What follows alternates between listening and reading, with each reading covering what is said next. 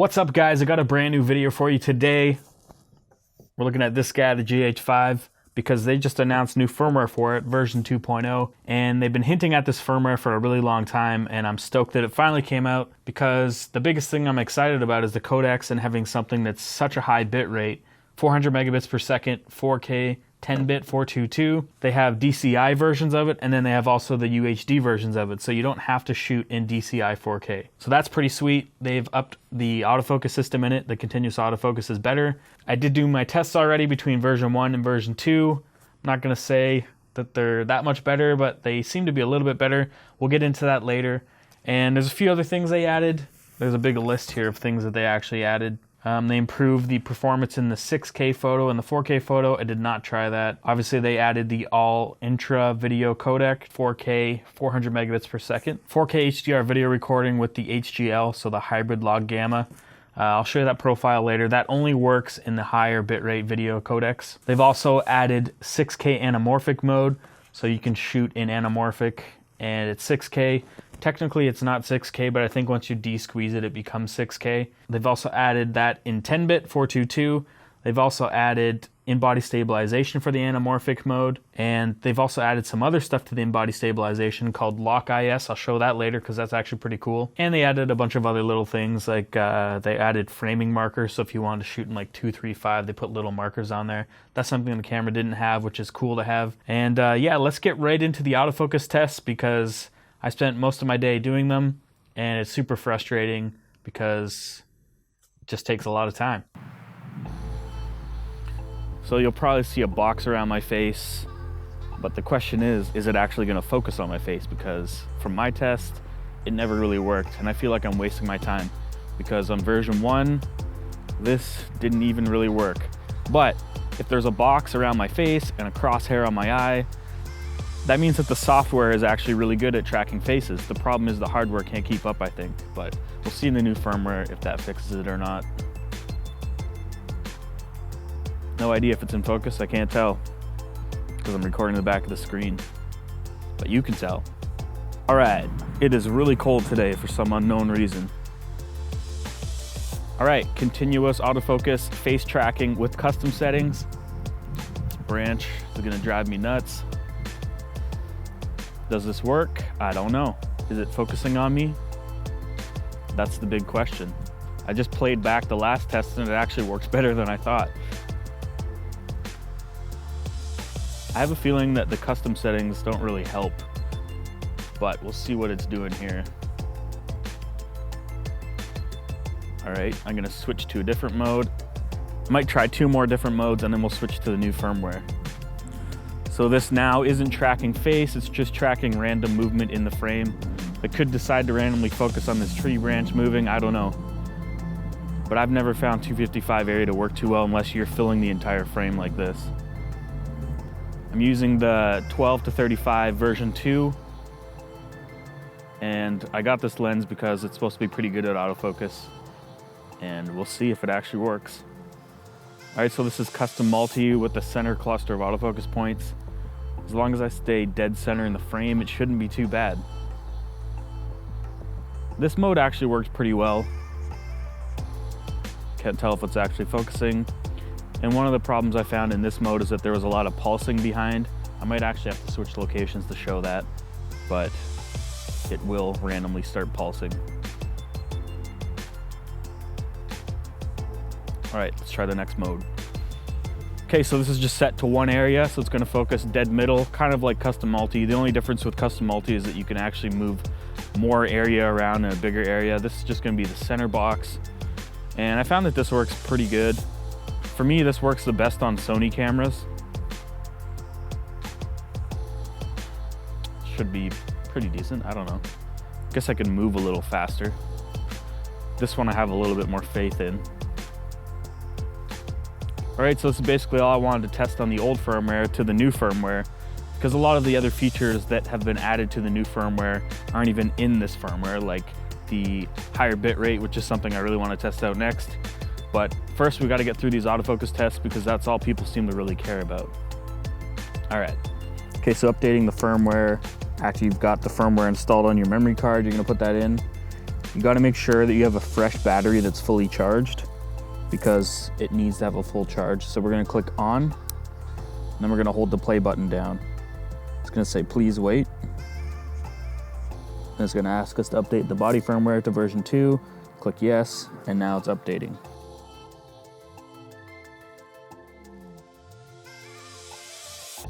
So from what I can tell here is all my settings are still actually set here. Go up to our record modes. This is what I'm curious to see. Yeah, now we have 200 megabit 1080p, which is awesome. The 1080p already was awesome on this camera. Man, way more modes now. Okay, so here we go. Here's our 4K, 400 megabits per second. And then our 4K, 150 megabits per second. These are our 10-bit codecs. Send them 4K 8-bit, 4K 8-bit 150. This is the one that I'm probably gonna do all my tests with, because we didn't have this option before. We didn't have an option to do just UHD. We only had the option to do DCI 4K. So we're gonna use that to do most of our tests. But first I'm gonna do all my autofocus tests in this mode. All right, so testing out version 2, face tracking without any custom settings. The question is it actually tracking me? If this was Canon or Sony, I wouldn't even worry about it. But with the GH5, with this slow movement, generally it couldn't keep up. Actually, I was pretty impressed with the version 1 firmware test that we just did previous to this. I watched it back and I was actually impressed that it actually did pretty good. This should be a lot better. Again, I don't know if I were to put like sunglasses on, if it would actually change anything. Can it still track my face with sunglasses? I don't know.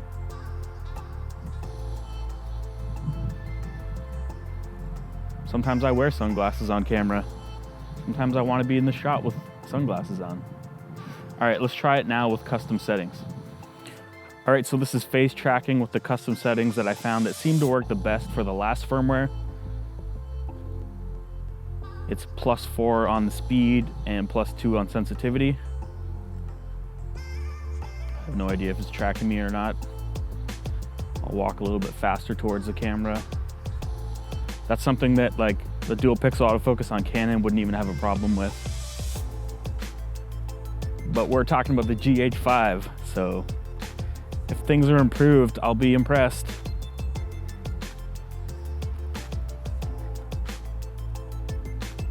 All right, let's switch to the next mode. So this is 225 area. If it was focusing properly, it would probably focus on this or something else that's moving until I actually fill the frame.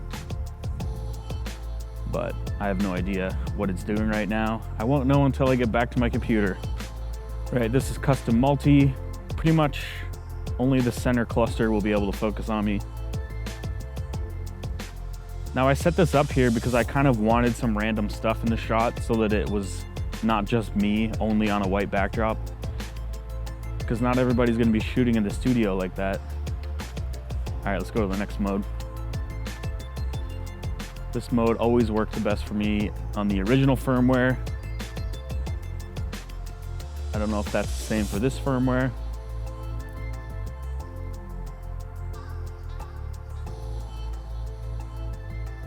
All the settings are exactly the same.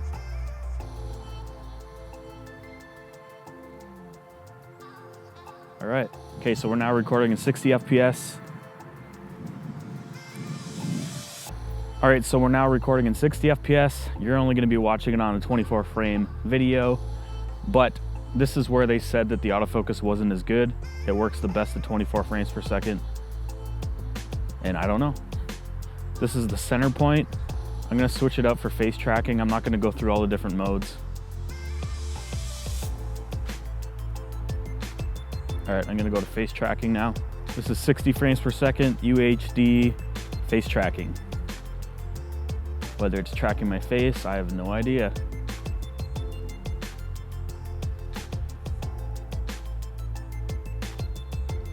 There's probably a boxer on my face, but the question is it actually focusing on it? Well, the sun might be coming out. It's a really, really cold day here in Toronto. Unfortunately, it was like way hot the whole entire week, and now it's not. All right, I'm done with this. Okay, so we're gonna go one area, focusing on the tree, focusing on the trees in the background, back to the tree, to my hand, to the trees back there, back to the tree, to this tree. It's actually not too bad, to be honest. All right, so for this first test, I'm shooting at 400 megabits per second, all I just graded it here. I was shooting Cine D. Then I switched over to the 150 megabits per second in Cine D and graded it, and they look pretty much exactly the same. But what I ended up doing was boosting the shadows. You see there's a lot of noise in the 150 megabits per second shot.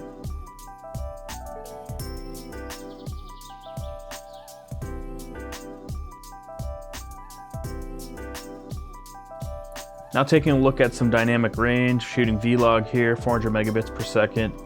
All the settings were the same. This is hybrid log gamma. And then I switched over to Cine D.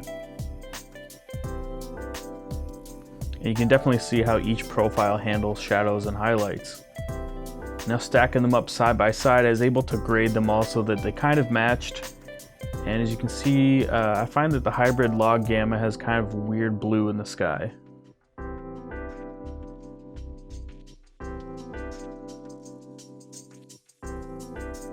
Now this got super frustrating. I kept telling you that my card was canceled due to the limitation of writing, but I'm using a 300 megabytes per second Lexar card, so I don't really know what's going on. It's kind of weird. Maybe because it's only 32 gigabytes, I'm not sure, but it is the 2000 time, pretty much the fastest SD card you can get right now.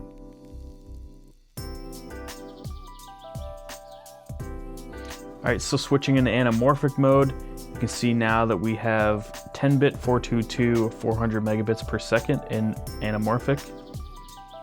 So this is anamorphic mode. It's 4:3 obviously, so once you de-squeeze it, it ends up being the proper aspect ratio. But what I'm going to look at here next is stabilization, because they added it to the anamorphic mode, and that's pretty cool to have.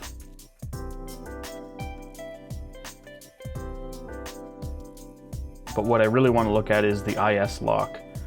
So basically what this is just like a really hardcore stabilization.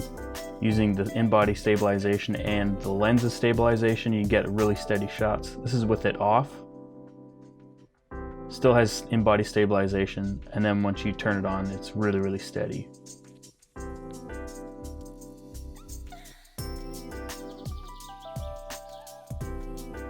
All right, so I'm gonna do custom settings. I'm gonna turn them off, and we're gonna do face tracking. So I'm gonna give this thing one more run in an easier scenario where I'm the only thing lit and the background's white. This is with custom settings turned off. Guess I should get up a little bit closer so you can see if I'm in focus or not.